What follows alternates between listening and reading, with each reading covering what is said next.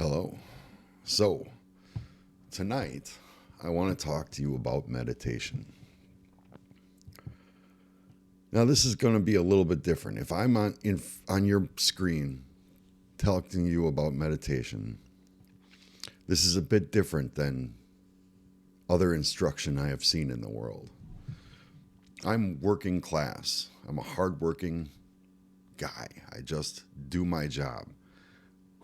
I found myself in a position where I had isolated myself for so long that the power and strengths I had built up over those years lent themselves to think deeply and convinced me that I can help with my efforts.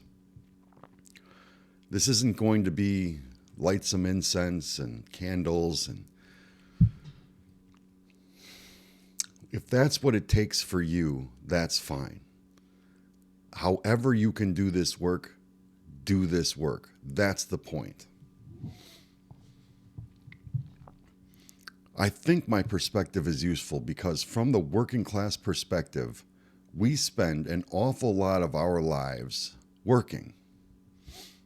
If this work, the work of growing consciousness and mind, has to be done, then it has to be done amongst those who will spend most of their lives working. Now, I don't know what you think when you hear the term meditation. Do you think serenity? Do you think peace? Those things are certainly involved. But the perspective I'm going to give you is meditation as force. I have told you the definition of consciousness is an organic process, mimetically driven or fueled, leading to mind. The definition of mind is that state of consciousness that exists now. This is a process that no matter what we do, will continue.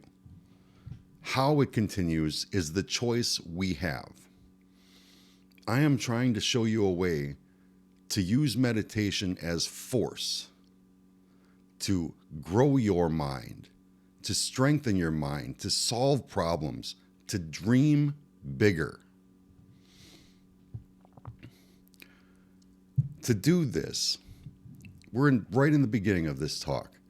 If you are not in a place where you understand the importance of working on your mind, if you are not in a place where, if I tell you this is work, this is something you will be working at for as long as that organic process is going on, if those ideas turn you off, you're not in the right place. This is not going to help you as much. But if you recognize the importance of working on yourself and your mind, if you are working class and you find most of your time is dedicated to taking in resources you need to survive, trading your time for money, but at the same time you recognize that you need to do this work, this is who I'm focusing on. You are the person that this would help the most. When I say meditation, I want to make the correlation between meditation and prayer. I'm not saying this can only be done if you have faith like I do. But if you do have faith, this is the correlation that needs to be made in your mind between meditation and prayer. Now, there's 3 subcategories of prayer, sort of like, and of course it's not limited to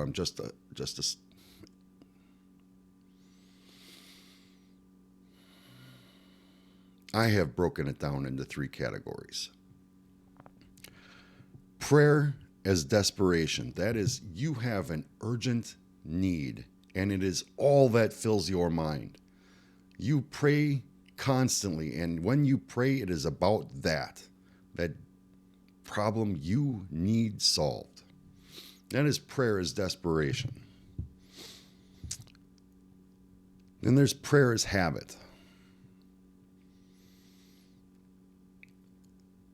Understand that this could go either way. Familiarity can breed habit, and a personal relationship with the energy that we call God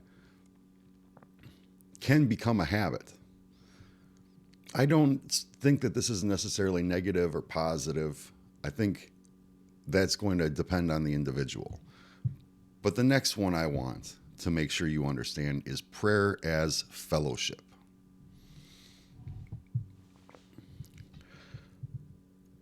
When we experience fellowship in prayer, it happens best when we can quiet everything else out. When we're not thinking of, well, I'll get into the traps later on. Understand that prayer as fellowship comes with this meditative state. If you are someone who prays and longs for a relationship, a personal relationship, then you need to try and understand this work, because this is where that happens.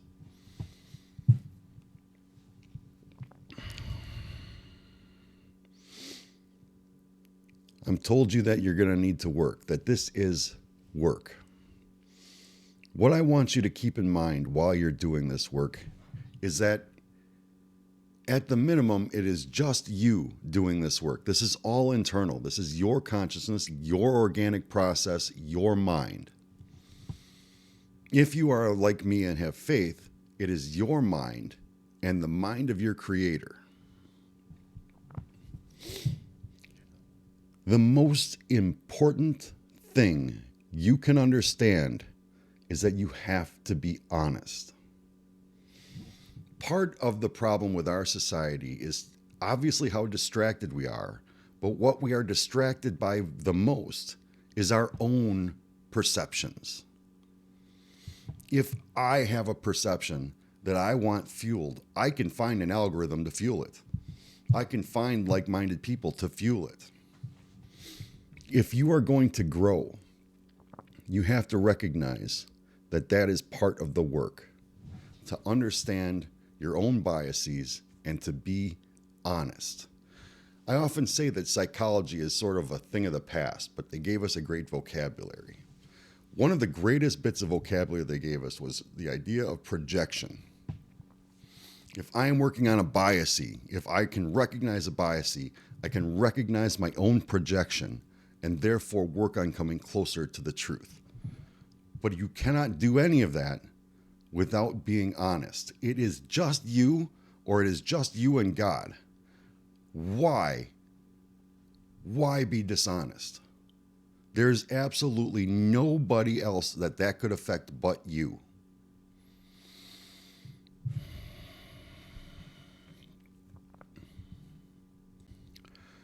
Most of us think that we are actually powerless, or we are next door to powerless when it comes to solving problems like our fears, our insecurities, our desires. That is not true. The problem is, this is the work that that allows us to solve for those problems. And it may not be as direct as you're thinking. If in my meditation, I come across the concept that allows me to identify with, empathize with, or project into, say, multiple realities, that exercise, that mental connection or capacity or tool, allows me to make connections in other areas with other problems. It may seem like you are in a place where there is no help possible, that the fear is just everywhere, that the desperation is unsolvable. It will always feel that way until you can learn to do this work. If that is how you feel, if that is where you are right now, understand that there is never going to be a solve for that unless you decide to do the work. I can't do the work for you. I can show you how. I can't introduce you to a doctor who will prescribe what you need, but I can show you how to do the work.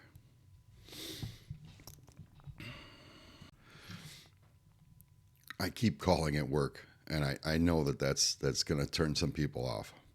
Well, let me try to give you a glimpse as to why I'm doing this. I struggled, just like you are struggling, or you have struggled, with many, many things, from fear to insecurity to sexual insecurity to financial doubt and fear, and just the dauntingness of the world that we're up against here. All of those struggles. For me, before I even learned to do the work, I chose a subject to work on and worked on that subject. Before I even had the tools, I think I was developing the tools then to do it. I know that I am not unique. Now, I know that the perspective of not being unique is useful when you struggle against ego. But if I am wrong about whether or not I am unique, then that means it is my work to change that. If I am wrong and am unique, then it is my job to change that so that it is no longer true. That is growth of consciousness.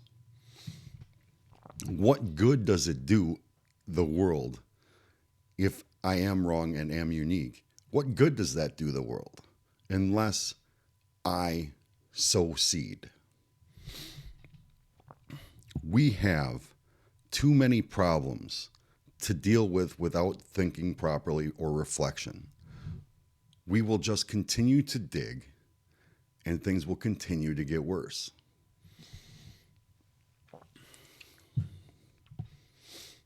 You don't have to like, share, subscribe. You don't have to buy a book. You don't have to buy anything from me.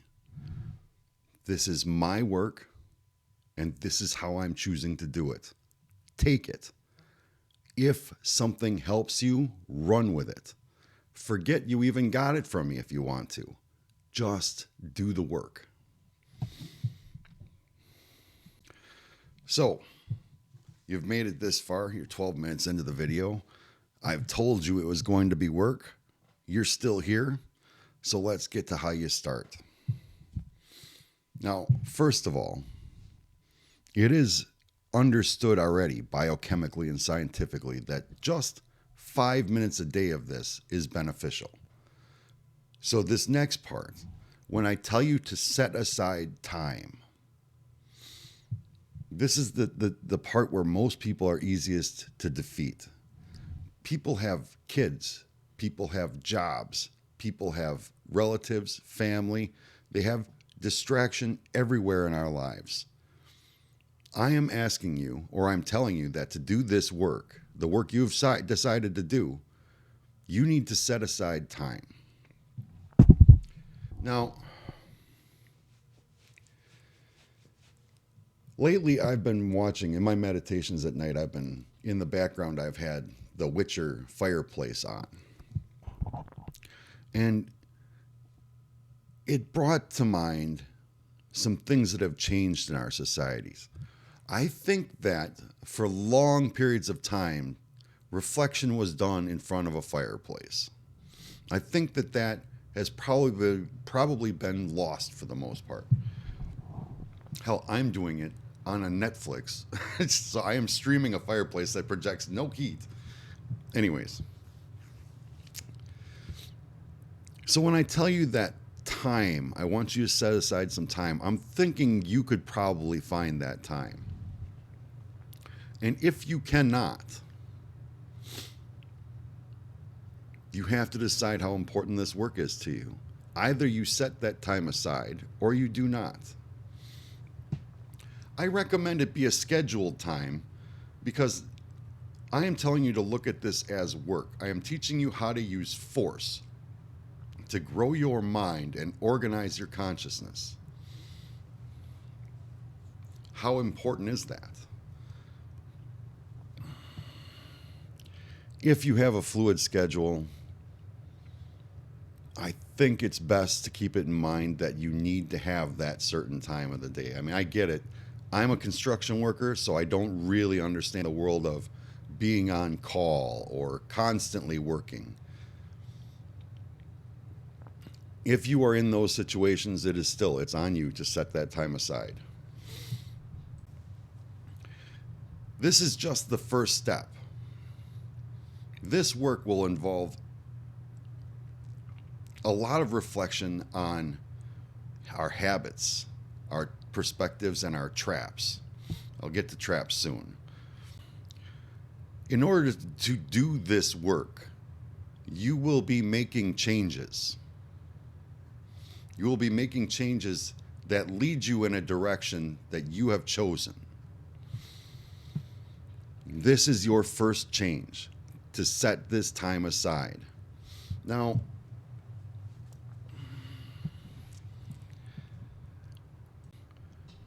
I have said that I'm making this. I'm making this as a working class individual. I am making it for other working class individuals. So I want you to understand something about this time that can be set aside. When I am working my day job, there is a lot of my job that is instinctual to do at this point. I've been doing it for a very long time. So a lot of the motions I undertake to accomplish my daily tasks are things that are just sort of ingrained into me at this point. This can be time that you set aside for this work.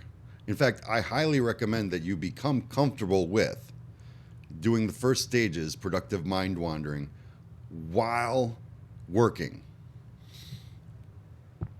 Part of the struggle we're going to have to overcome in our society is the big corporations have this focus where their workforce needs to be kept in fear to be productive. This is destroying us, our ability to grow organically, to reach potential, to even find that potential exists. This is stopping that from happening. I will never start a large corporation. So I need to instill in those people that will the understanding that this is the environment you need to create for productivity. A productive state is one where you can do your job. You can do your job with a level of, and strive for a level of excellency, and also make that a productive state to work on your mind. It will help if I can get the worker to understand this work, but it will help even more, a different order of magnitude, if I can get the employer to understand this. See, I speak from a position of privilege. I'm going to say that several times in this talk, I think, because I have a good employer for the first time in I don't know how long. My job is set up in such a way that I can do this work at my day job. Admittedly, that is a position of privilege because it's going to be harder for some professions than it is for mine. Yeah, I work construction, and it will be harder for other professions. The manual labor jobs, I think, are probably more conducive to actual mental work than the jobs that require mental work. I think it is easier to find peace in a job that is manual labor than it is to find peace in a job that is mental struggle. And not just work. I've grown up in the time I've grown up in. I've grown up an isolationist, and I've grown up a gamer. If you too are a gamer, you'll understand the concept of grinding better than a lot of other people. When you're grinding, you are repeating a task to achieve a goal, and that task is not something that requires an enormous amount of your focus. And this has been a presence in all gaming since I started, from Final Fantasy to World of Warcraft, whatever. There is always an element of grinding, and these are repetitive, simple tasks. There is no better time to do the initial work of growing your mind, of using force to grow your mind, than utilizing those times when you are grinding in order to work on this, in order to discover traps, in order to review perspectives. I think finding the time is easier than you think. Another example would be when you're listening to music. I'm not a big music guy. I love music when it comes through my stories. I love music when when times arrive where it is time to love music. There are times when you just hear a song and you know that you love music. But I recognize that there are people who intentionally seek out time to reflect by listening to music. This too is a perfect time to do this work. Reading is another one. All my life, I have known people who set aside specific time to read, whether that is because they enjoy their stories in fiction or because they enjoy the growth from nonfiction. They set aside this time. And the time when you are reading, there's no better time to do the foundation work of this, to do this work in its foundations. When I do my day job, I have almost all the time, in fact, I get annoyed when I can't do it. Almost all the time, I have one earbud going with an audio book or a story or a nonfiction book that has piqued my curiosity.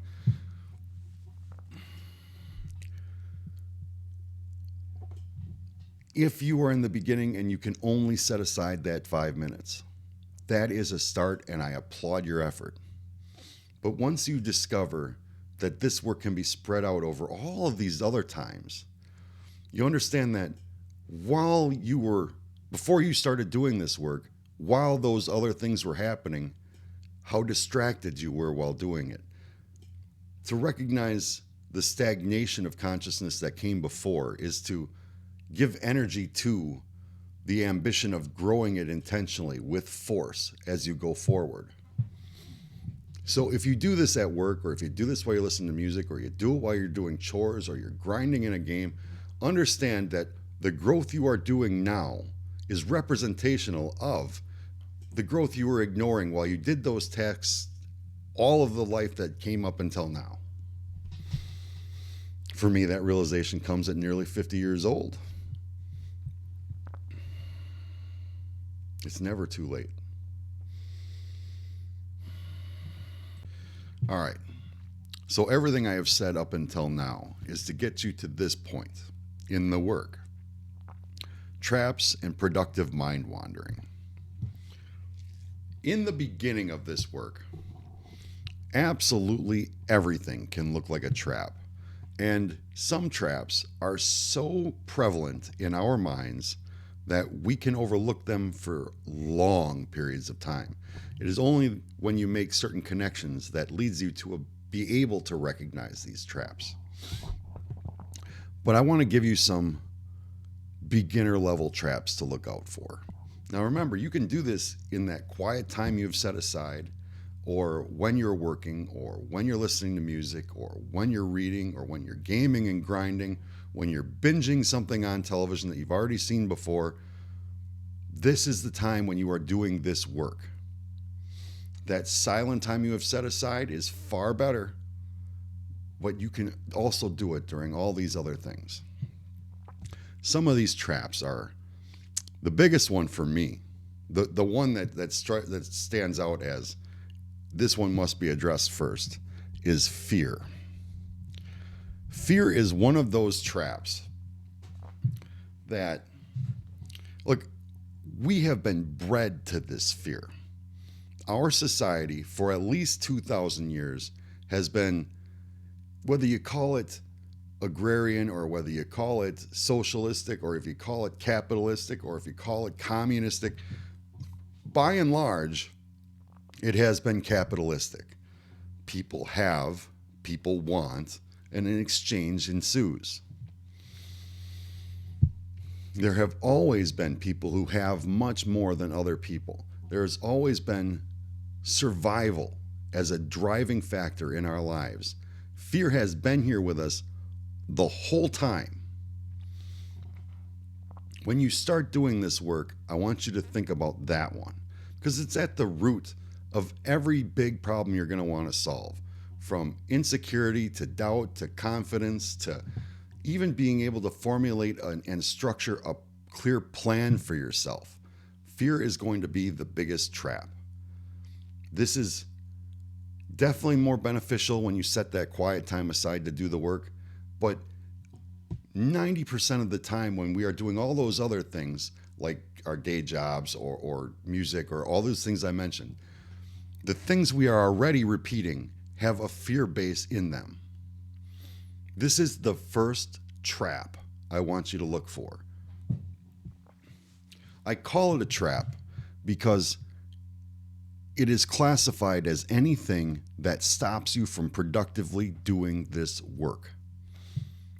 Fear is a big one. It is everywhere. It's so ubiquitous for some of us that it feels like it's a scapegoat. Like, oh, well, I'm doing that out of fear. Oh, look, there's fear again.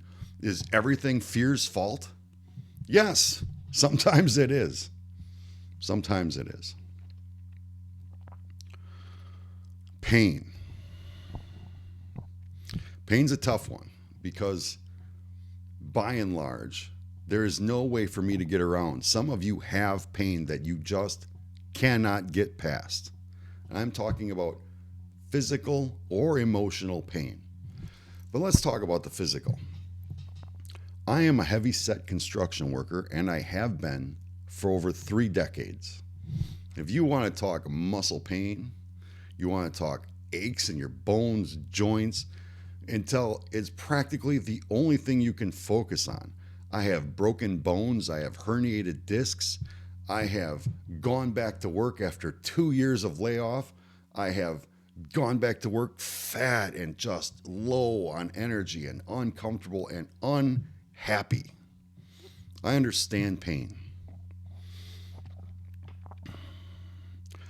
I think maybe even this perspective is more beneficial because some of those people that try to teach you meditation really don't know pain.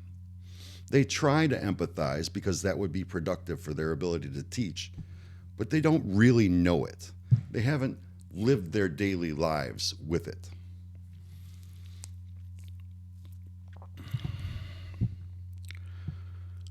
And I'll be honest with you, one of the greatest things I discovered in order to deal with this just day-to-day pain is THC.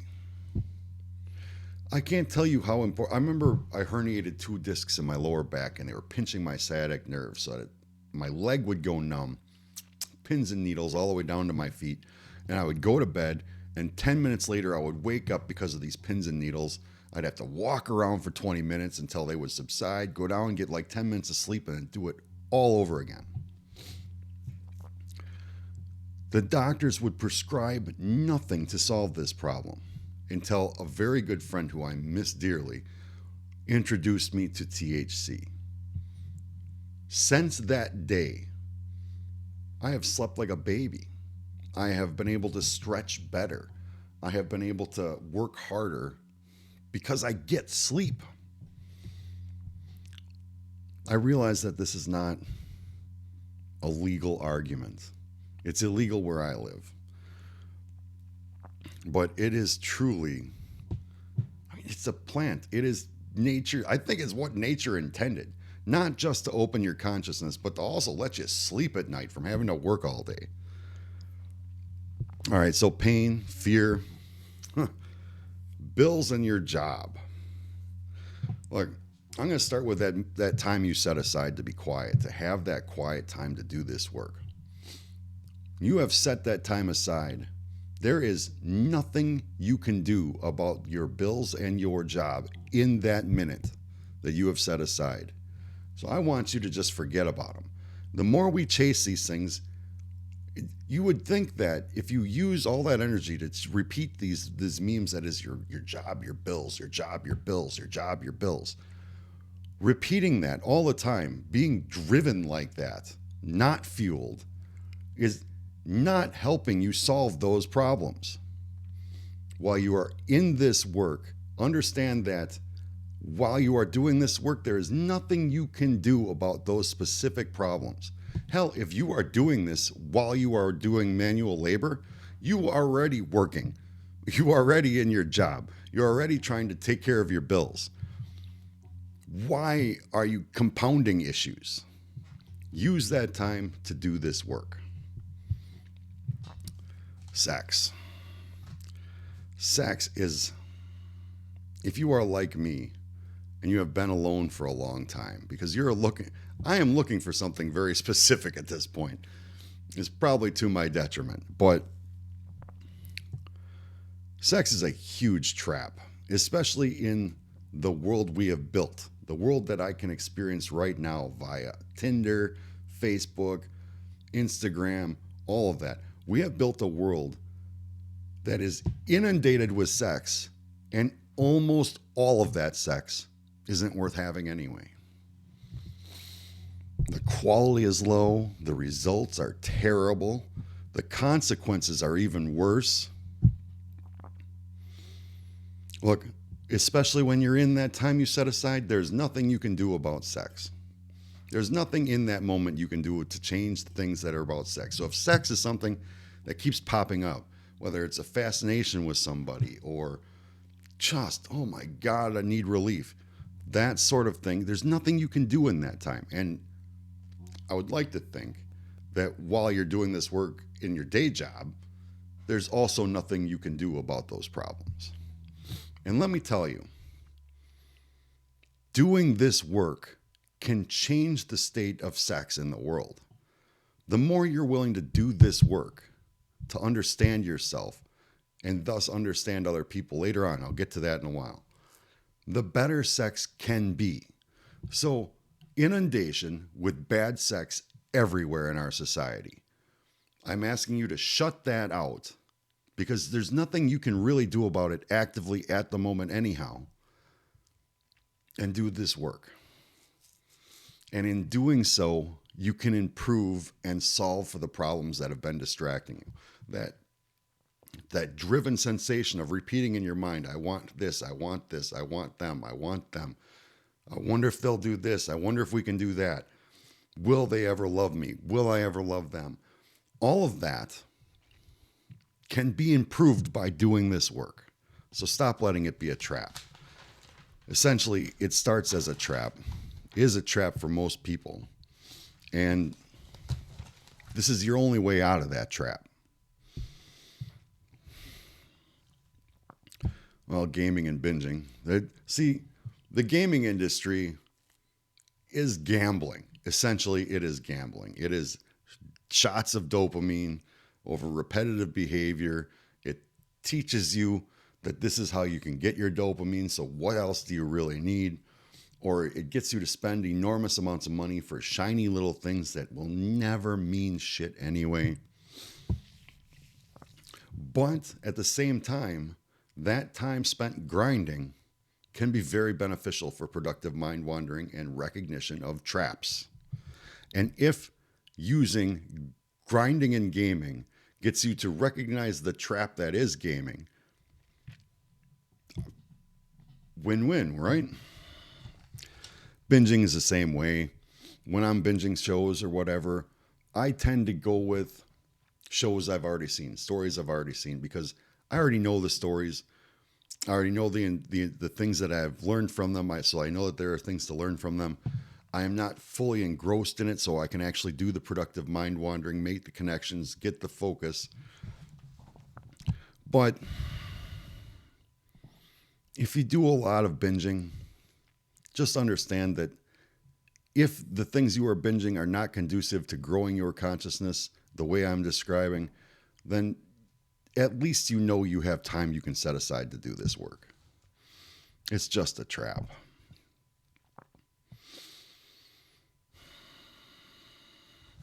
What do I mean by productive mind wandering? Johann Hari wrote a really good book called Stolen Focus, in which he described mind wandering. And that is a lot of the inspiration for what I do now, how I see mind wandering.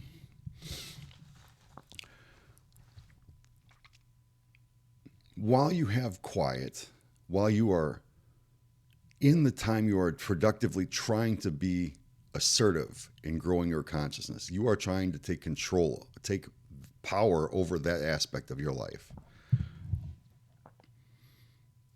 Your consciousness is an organic process. It is still ongoing, but now you are eliminating traps, eliminating things that you can't do anything about in the moment anyway.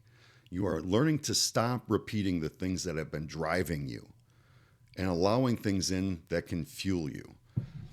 One of the things we've discovered with all of this work that we've done over the last 100+ years, one of the things we discovered is that as we specifically engineered education for a specific type of economy, the Industrial Revolution, we recognize that there are parts of people's intelligence that are more valuable than others depending on the environment that they are found in. I.e., we stress math, sex, reading retention, creative thinking, because those are beneficial to an industrialized society based in capitalism.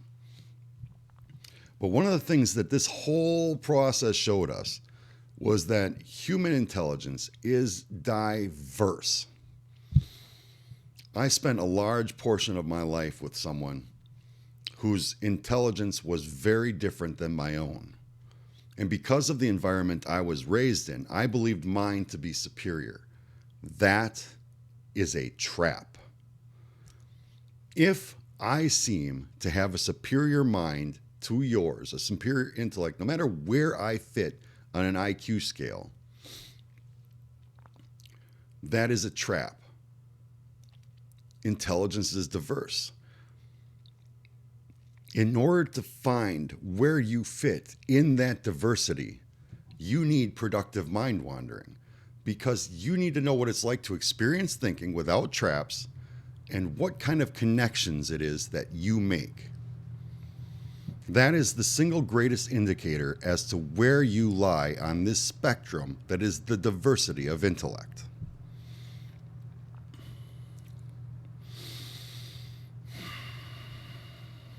Like in the beginning, this work is far more chaotic and daunting than it should be.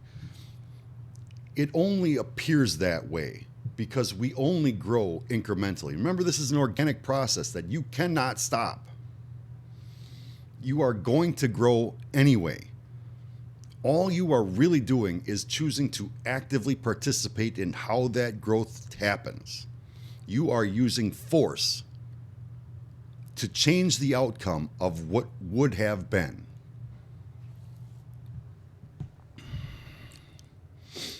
In the beginning, it seems daunting, but it is going to happen anyway. As long as we are alive, this is the environment we live in. This struggle is going to happen whether you want it to or not. All you're doing is deciding to actively participate in it, no matter how daunting it may appear to be. And you start by identifying traps and productively allowing your mind to wander.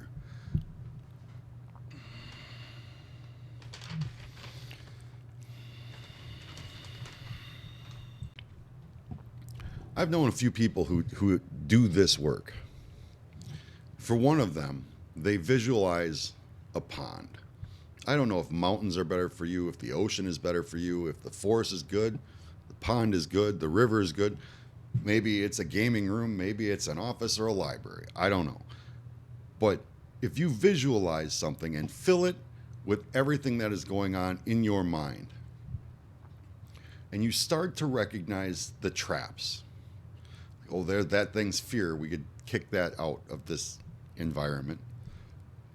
Oh, there's sex again. Geez, it's just everywhere. All right, let's get that out of this environment. What you are looking to do is to set up an environment where you're free to think without those things. The more you eliminate, the better the thinking, the more easily accessible focus is. If you need a pond or you need an imagined environment, I recommend you use one. I don't use one, but empathetically, I can see the benefits of using them. I don't have one.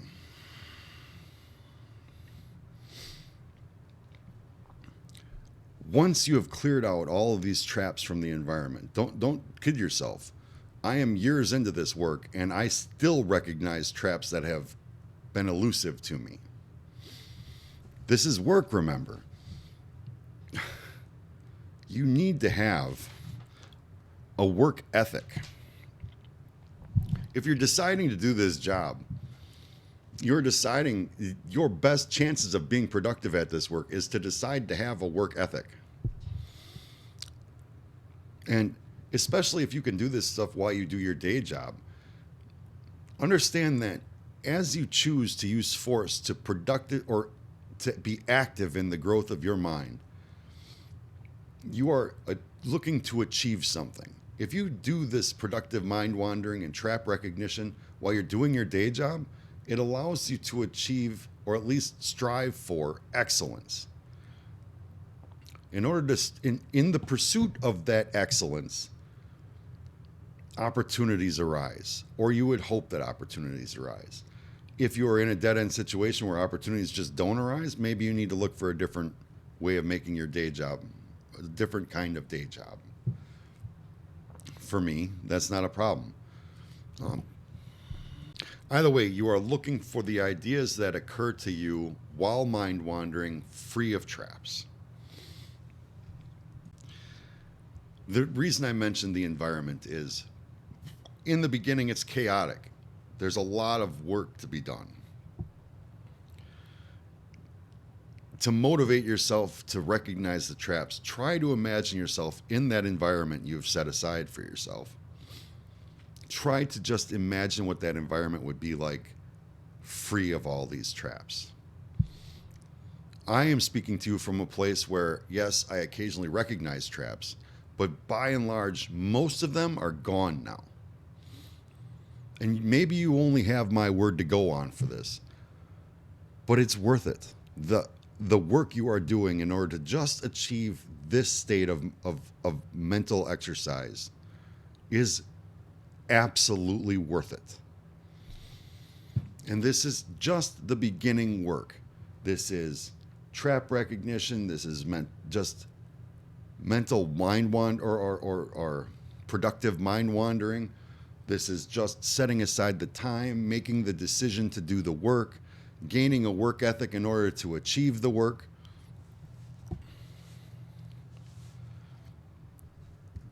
And what you get out of that, here is that piece that other people like Yogi that would instruct you this way. This is the piece that they are searching for. Those traps are now quieted. You are free to discover where it is you fit on the spectrum of intelligence. That is the results of this work. It's worth it. All right. So everything I have described up until now, from the decision to the time, to the traps, to the mind wandering, to the discovering, has been said so that you can get to this stage. And this stage is focus. When you first discover focus, or when you first recognize focus, it looks like connection. You have set up an environment in your mind, in your consciousness, where you are free to wander without traps. And while you are doing that wandering, connections will be made. I don't know if you've ever had this happen to you, where you have made a connection and you just have to stop everything you're doing, whether it is to just adjust to the new reality after that connection has been made, or to just give thanks. I don't know how many times a connection or focus has been achieved where I just felt gratitude. I had to be thankful to whatever is making this possible. If you are a person doing this without faith in a creator or a higher intelligence, then maybe that gratitude is towards yourself. But if you're like me and you have faith, that gratitude is directed towards God. We are created in God's image, and I have just been granted something that allows me to get closer to that image.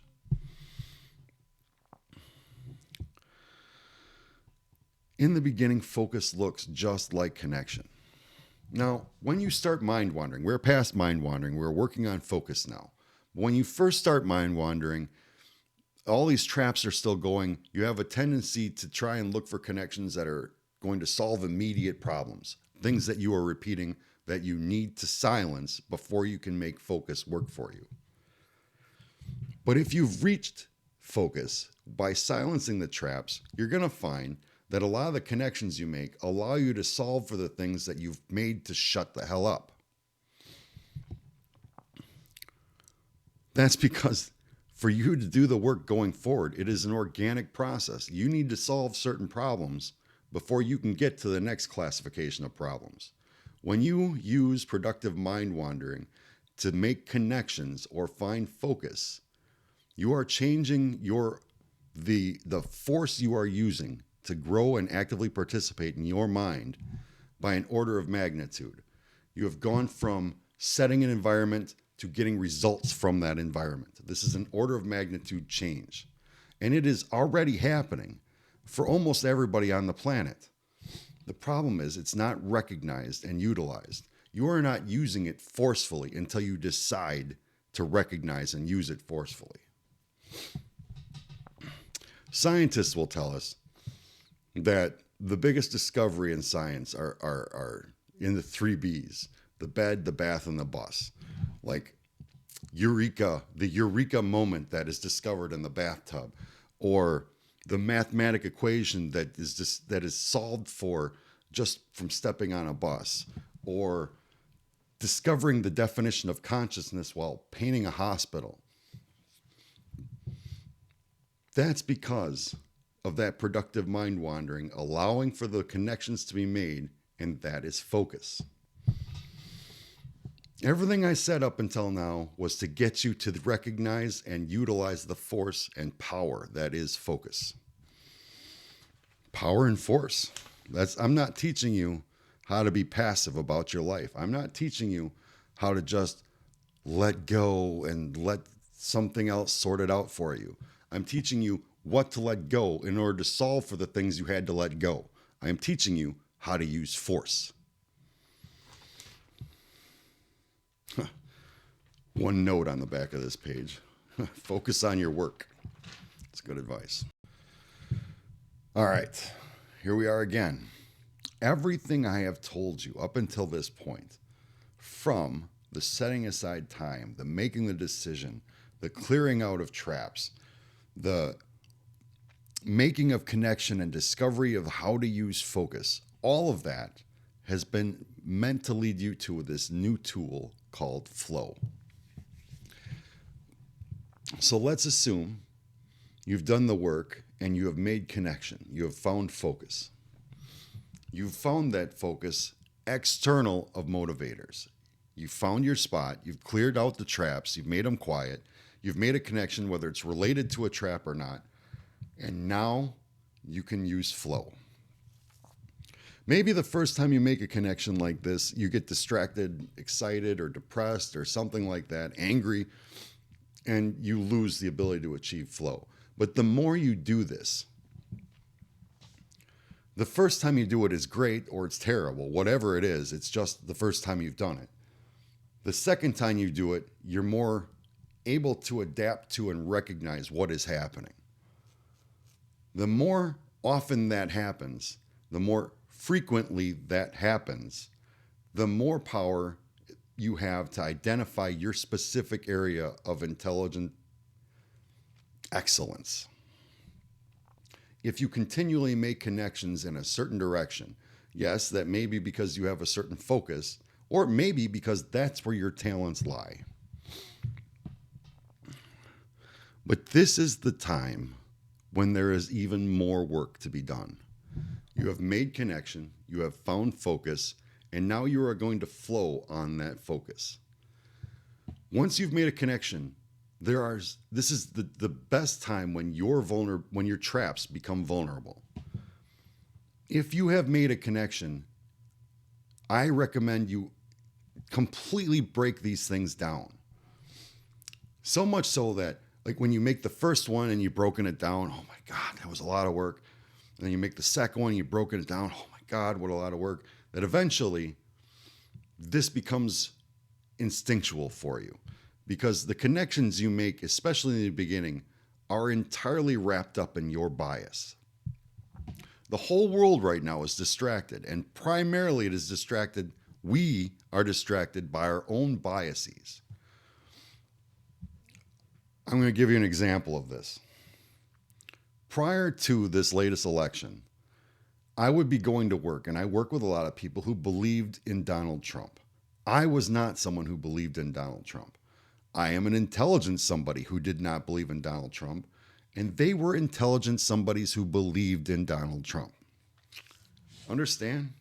Two intelligent beings in the same room, and there were moments where there was actual aggression about our disputes in that election because it was such a hot topic, there was a lot of emotion wrapped up in that election. Whether you believe or don't believe, I tend to think I like what he's doing right now. Anyways, that's just an example of how two equally intelligent beings, because whether you recognize it or not, both of those beings are equally intelligent. Me and the people I disputed with, the people who are disputing without my interaction. Understand that bias, our own bias, is the biggest distraction we have. And our world is being built to monetize that. That's what the algorithm does. It takes your bias, feeds into it, and extracts money, value from doing that. So when you focus, when you make those connections, the hard work, the honesty, the work ethic comes in recognizing your biases. If you only do this work in order to make connections and just run without recognizing biases, yes, you are growing, but you are also being driven. We don't know shit from evolution to creation. We don't know anything yet. We think we've got a good handle on things, but I'm pretty sure we're wrong. Let me give you no, I don't want to go to politics. I'm going to stay away from politics. One sec. All right. Let me give you another example. This one is the woke religion. Understand the origins of the term woke was amongst the black community because they had to be awake to the situation that if they walk down the street, people just by virtue of looking different than them will want to hurt you. They had to be woke to that, to immediate physical harm, danger of harm. That's what it meant to be woke. And it became this weird fucking religion. Sorry. It went from that to taxpayer-funded sex changes in foreign countries.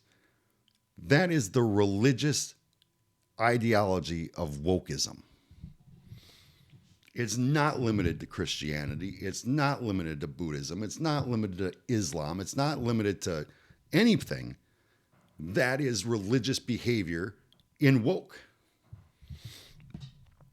Our biases are the hardest part of this work.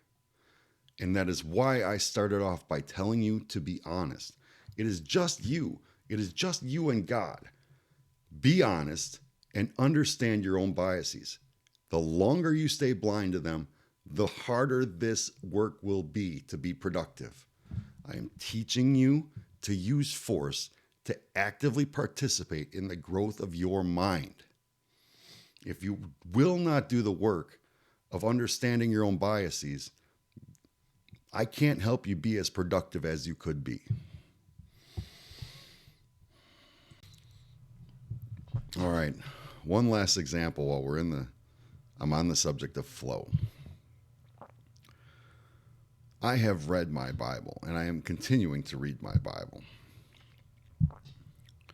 Here's what I see in the Bible. Here's the important work done by an intelligent, incredibly powerful being who has clear interest in the development of our species. He set aside, he saw a sect of human beings, the Jewish people,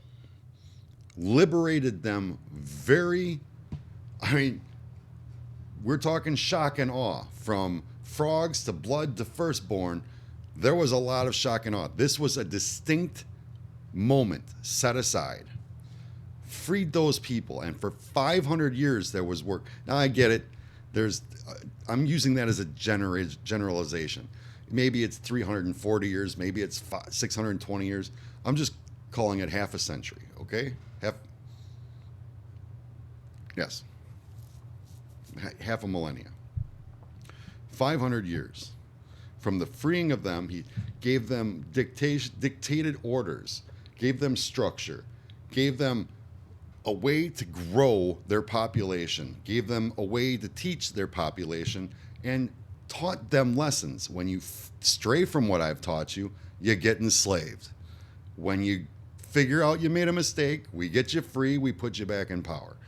Oh, you strayed again, your generation gets to be a slave for a while.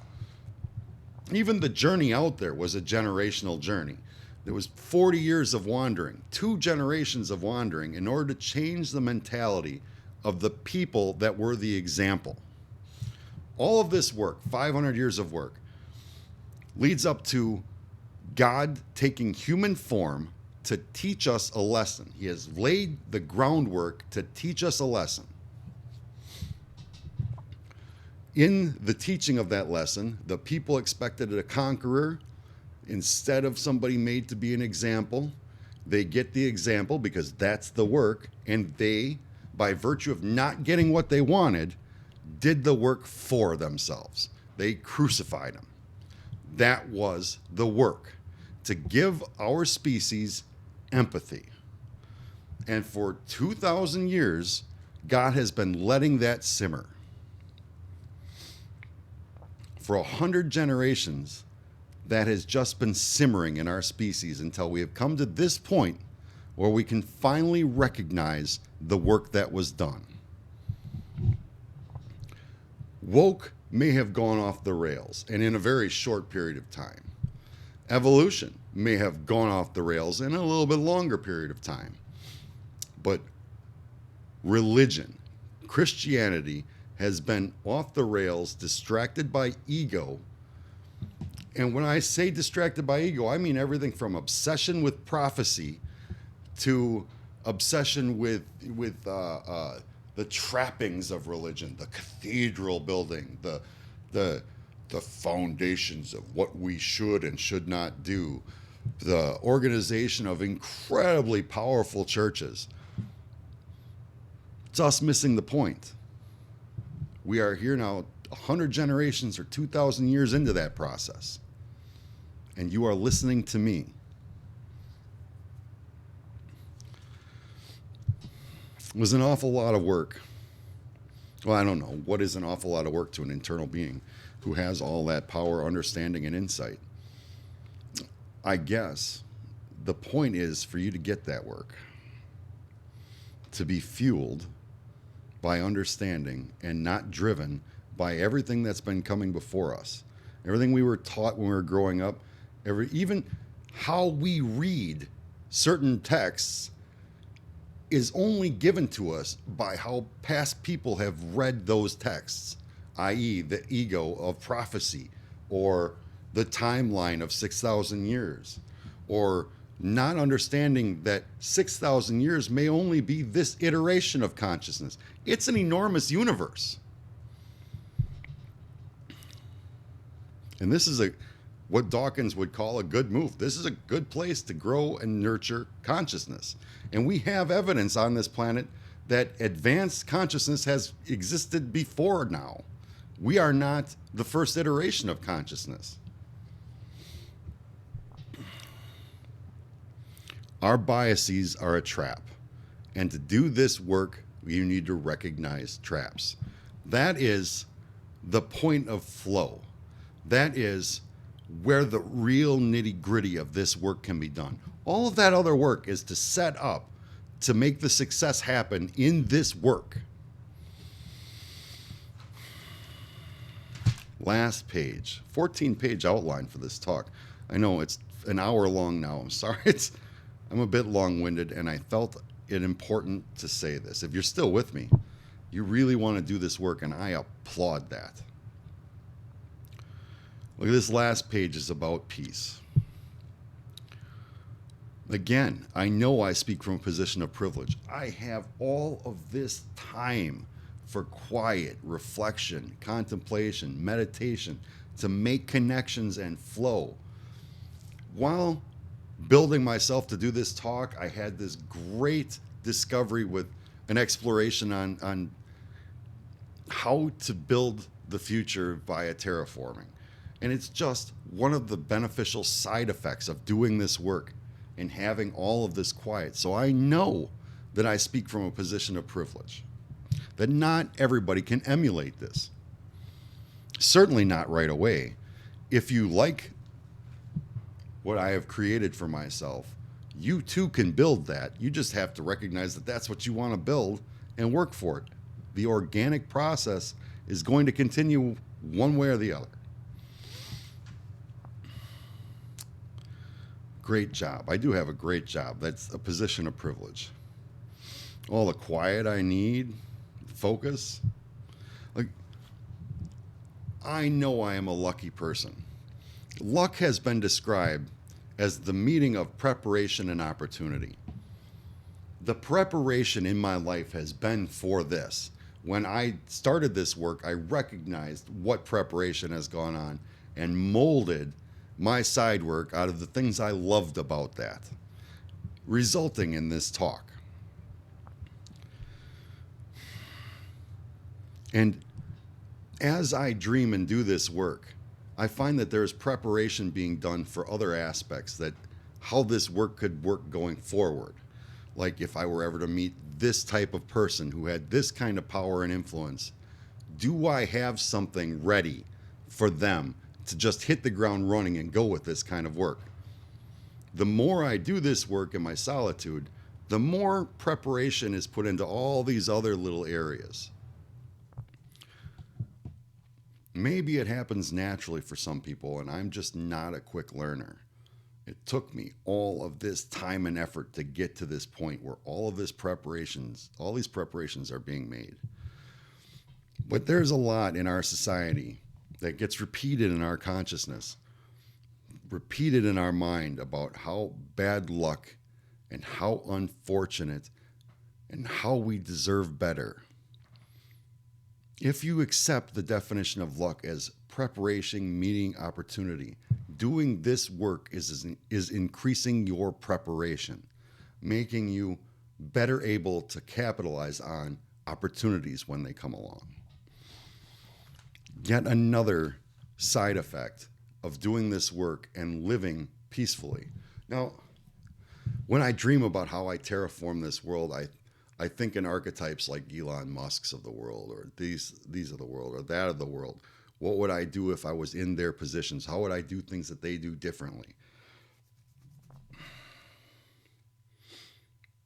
Understand that there's only one Elon Musk, and that dude is pretty freaking busy right now. Understand that even he is not unique. I am not unique, and he is, and maybe I am wrong about that. If I am wrong that and I am not unique and he is not unique, then our best, most generative efforts could be in replication of what we are.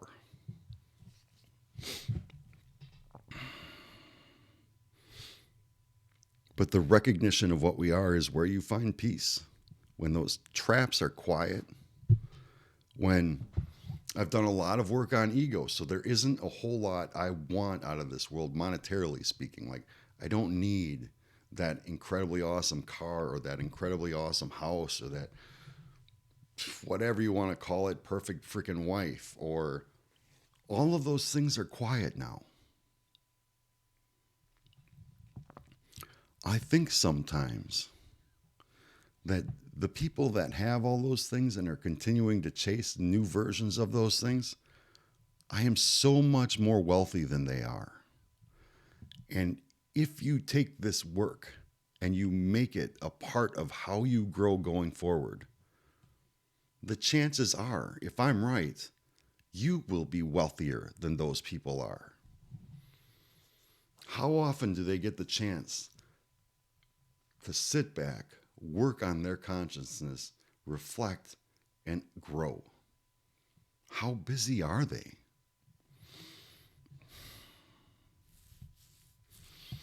You do this work long enough, you make these connections often enough, you get to understand your biases and flow, and you get to experience the growth of all of that. You do that enough, you do that frequently enough. And all this energy that people talk about, oh, I don't like their energy. Ooh, I like to vibe with your energy. Most people who talk like that, maybe they are sensing something. Maybe they are sensitive to something that others aren't. But they aren't actively participating in how that energy comes out of them, how that energy affects their immediate surroundings. This is the key I am trying to give you. At the bottom of this page, you can tell that one of my biggest distractions is definitely sex. So why not end on that note, right? Imagine sex free of insecurity about your body, insecurity about your performance, free of those traps, allowed to make the connection or focus with your partner, and free of those traps, developing your skills to the point where having sex is less about the thrusting and sweating and grinding and moaning for ego and all of that garbage, and is just about the focus on your partner and the flow that you can achieve together. This is the kind of sex that inspires hope, not the kind of sex that inspires solitude. We have way too much of the sex that inspires solitude and way too little of the sex that inspires flow. And to understand that, to make that work possible, I've just given you the blueprints to do it. And you don't have to like, you don't have to subscribe, you don't have to share, you don't have to buy a book, you don't have to buy a bumper sticker. I don't have a t-shirt for you. Nothing. That is my work, my 14-page outline on meditation, and it was just over an hour. I hope it's helpful. Thank you very much for over an hour of your time. But this work is important. Enjoy.